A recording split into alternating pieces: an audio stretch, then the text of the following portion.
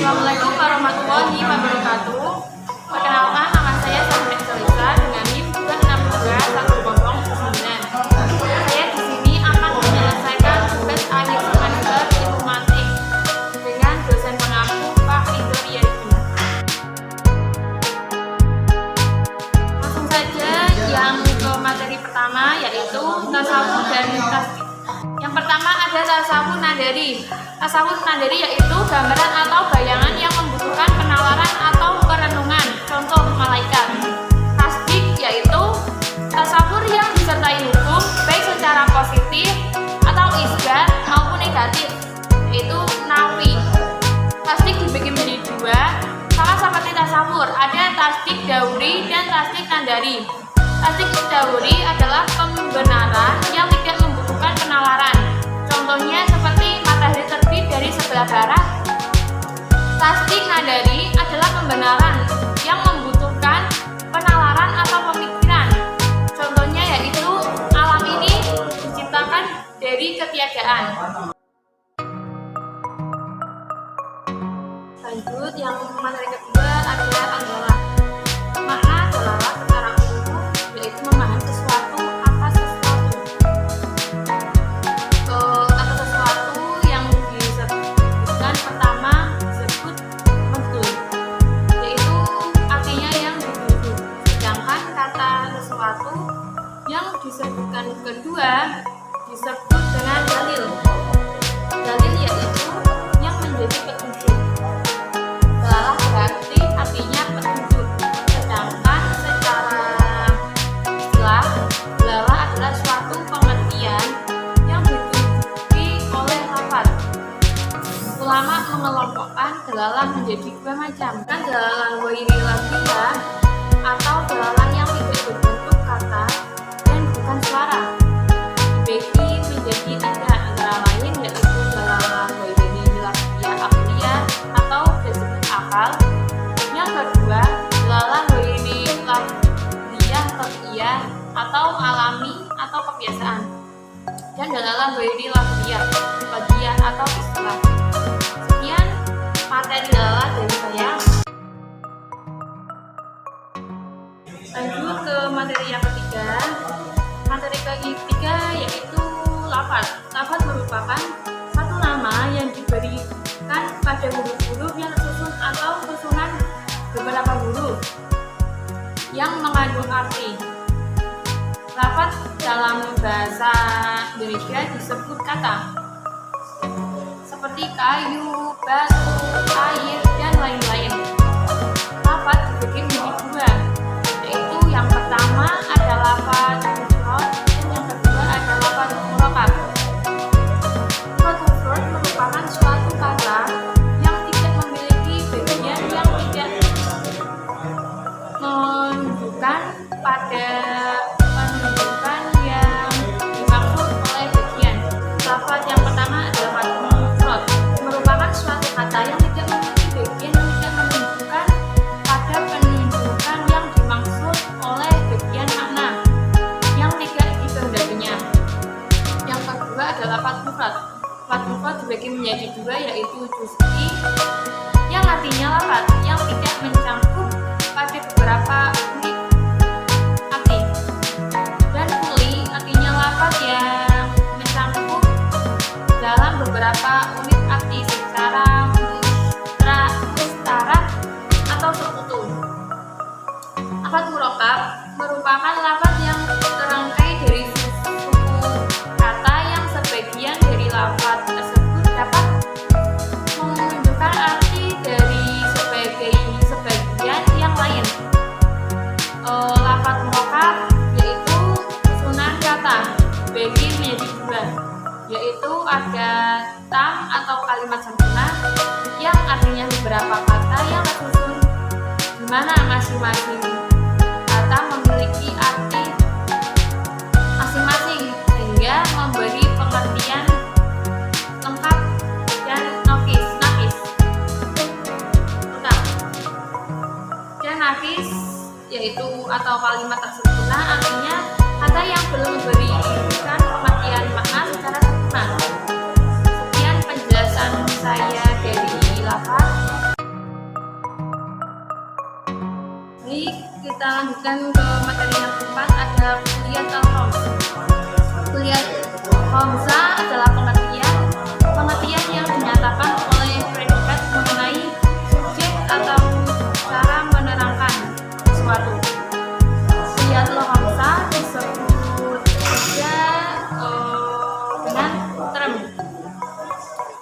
yaitu kata atau susunan kata yang berfungsi sebagai subjek atau predikat.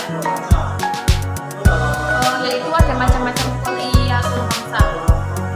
Kuliatul khamsah yaitu yang pertama ada kuli zati atau yaitu jenis atau genus.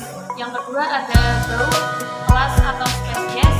Yang ketiga ada fasal atau diferensial atau sifat pembedaan.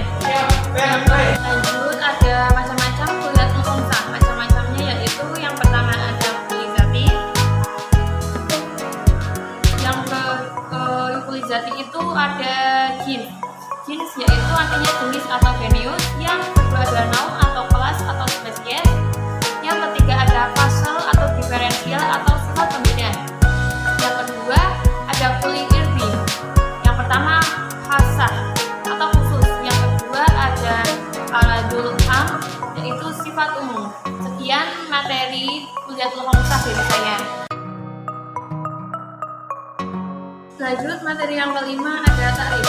Ta'rif berasal dari bahasa Arab yang berarti memberitahu atau memperkenalkan. Maksudnya adalah kita dapat mengenal sesuatu dengan lengkap dan sempurna. Sedangkan ta'rif secara istilah ialah pengenalan, pemahaman mengenai pengertian afrod untuk mendapatkan gambaran yang jelas terhadap afrod tersebut. Ta'rif dibagi menjadi 4 macam, yaitu yang pertama ada ta'rif lafzi, yang kedua ada ta'rif tanbih, yang ketiga ada ta'rif ismi, dan yang terakhir ada ta'rif hakiki. Dan ta'rif hakiki dibagi menjadi 2 macam, yaitu bilhat dibagi menjadi 2, yaitu hatta dan hat nafis. Sedangkan bil rasmi dibagi menjadi 2, yaitu ras tam dan rasem nafis. Untuk dapat diterima suatu ta'rif, kita harus memenuhi beberapa syarat. Syarat ta'rif yakni harus jami artinya harus masuk, yaitu harus meliputi seluruh cakupan dalam ta'rif. Harus mani artinya harus menolak, yaitu harus menolak segala sesuatu yang mungkin termasuk ke dalam cakupan ta'rif.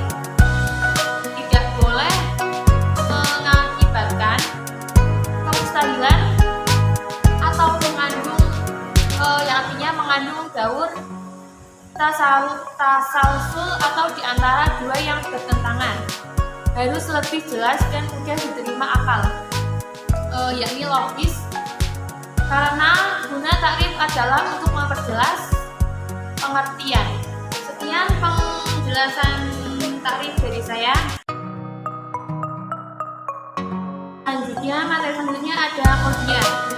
Qadhiyah atau khobar menurut pakar mantik yaitu sebuah lafaz yang dengan sendirinya zatiyah, yaitu memiliki kandungan makna yang berpotensi dinilai benar dan bohongnya.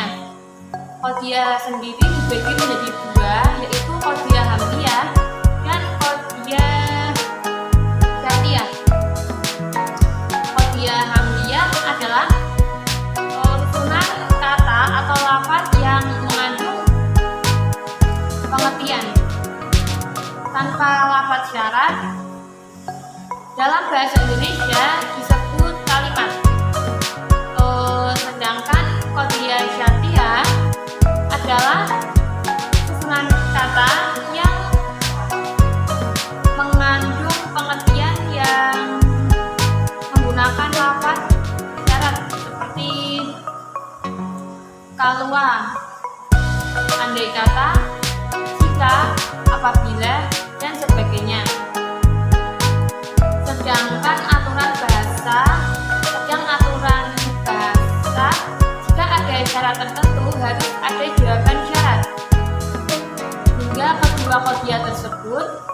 dapat menjadi satu qadhiyah yang utuh. Sekian penjelasan qadhiyah dari saya. Langsung saja ke materi berikutnya. Materi berikutnya yaitu ada qiyas. Kata qiyas berasal dari kata bahasa Arab yang berarti ukuran. Qiyas berarti alat mengukur. Maksudnya adalah mengukur sesuatu dengan sesuatu yang lain. Qiyas dalam ilmu mantik adalah ucapan atau kata yang tersusun dari dua atau beberapa qadhiyah. Manakala qadhiyah tersebut benar, maka akan muncul daripadanya dengan sendirinya qadhiyah benar yang lain yang dinamakan natijah. Pembagian qiyas menurut peneliti atau para ahli mantik yaitu ada dua macam, yaitu yang pertama ada qiyas iqtirani, yaitu qiyas iqtirani adalah suatu qiyas yang dua muqaddimahnya atau premis mengandung natijah atau hasil secara implisit atau bil kana, tidak eksplisit atau bil fi'li. Qiyas iqtirani dikelompokkan menjadi dua bentuk, yaitu bentuk hamli dan arati. Qiyas iqtirani dibagi menjadi dua, yaitu qiyas iqtirani hamliyah dan qiyas iqtirani syartiyah. Yang kedua ada qiyas istisnai, yaitu qiyas istisnai adalah qiyas yang natijahnya telah disebutkan atau nakibnya dengan nyata atau bil fi'il. Ada unsur-unsur qiyas iqtirani, yaitu qiyas disusun dari tiga proposisi, yaitu dua proposisi yang diberikan dan satu proposisi lagi adalah konklusi, yakni proposisi yang ditarik dari dua proposisi. Adapun unsur-unsur qiyas iqtirani meliputi premis minor, premis mayor, dan konklusi. Qiyas mengandung tiga terma, yaitu terma minor, yang kedua terma menengah, dan yang terakhir ada terma mayor. Metode penyusunan qiyas iqtirani meliputi yaitu yang pertama, susunan muqaddimah atau muqaddimahnya sesuai ketentuan yang diharuskan. Yang kedua ada urutkan beberapa muqaddimah dengan cara mendahulukan muqaddimah sugro dari muqaddimah kubro dalam qiyas iqtirani. Yang ketiga ada teliti sahih dan yang fasidnya dengan melakukan uji coba atau eksperimen. Yang keempat ada natijah yang merupakan kelaziman dari beberapa muqaddimah akan muncul menyesuaikan muqaddimahnya. Sekian penjelasan qiyas dari saya. Selanjutnya ada qiyas istisnai atau siklogisme hipotesis, yaitu qiyas istisnai yaitu qiyas yang terdiri dari dua muqaddimah, syartiyah dan istisnaiyah. Qiyas ini disebut istisnai karena memuat qadhiyah istisnaiyah yang berisi tentang perangkat istidrak atau ucapan susulan untuk memastikan hukum isbat atau nafi yang menyerupai istisna berupa lafaz atau makna tetapi yang berposisi atau berperan sebagai ausat. Qiyas istisnai menunjukkan natijah atau kebalikannya secara nyata, tidak secara makna. Qiyas istisnai dilihat dari segi istisqal atau bersambung dan istinqal atau terpisah. Qadhiyah syartiyah yang ada dalam qiyas tersebut dibagi menjadi dua, yaitu ada qiyas istishali dan qiyas inshali. Sekian penjelasan materi dari saya. wahid al-qiyas. Qiyas adalah sebuah ungkapan dari sebuah kalimat yang terdiri dari beberapa qadiyah yang tersusun dengan susunan yang khusus atau muqaddimah, subro, dan blok. Dari susunan tersebut akan melazimkan perkataan baru yang dinamakan natijah. Qiyas murakkab dibagi menjadi dua macam, yaitu muttasil al-natai dan munfasilun natai. Struktur qiyas murakkab dibagi jadi dua bagian, yaitu ada memandang bagian lafadznya dan memandang bagian qadiyahnya. Sekian dari saya penjelasan materi lawahid al-qiyas.